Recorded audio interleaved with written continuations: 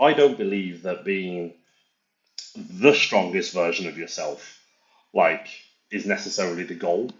Um, and a lot of my clients are busy professionals, and my general outlook on this is lifting something is better than lifting nothing. And you don't need to be squatting and deadlifting 200 kilos, but the reality of lifting weights to help the quality of life as you get older, like increasing the longevity of your days that are healthy. Being able to take an impact if you were to fall over or get bumped, or if something was to happen, like those weightlifting movements are going to help you into your later years, and the sooner you can start with that, the better. And I think while some coaches would say, like, you want to be as strong as possible. Like, I would say that that's not feasible for every person.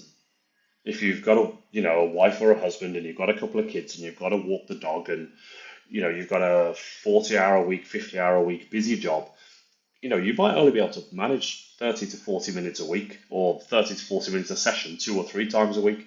So the reality of that is, like, you're not going to be the strongest version of yourself. But there is an element of, like, what can I do within that time to help myself, like, for the greater good as I get older. And being able to go for a couple of mile run is great. You want to get sweaty, you want to get the heart rate up, and those things are just as important. And the balance of training is difficult at times. How do you prioritize all of those things? Um, I am a 40-something-year-old man who tries to play basketball at a high level and run a business. I have to prioritize whether I want to run around and play basketball and be super fit, or whether I want to be stronger and less fit for basketball, because time is precious. So it's picking the battle of, like, what is the most important thing.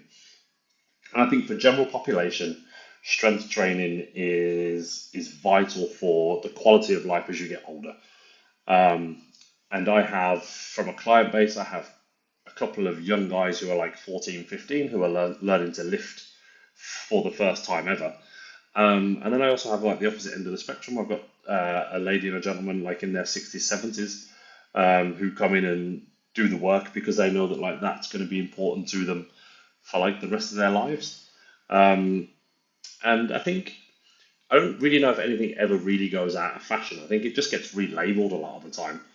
Um, and I think if you have a little bit of understanding about what you're trying to achieve in the gym, like, you can be quite efficient with it, and understand that the benefits are, like, really, really great as you kind of, like, get a little bit older.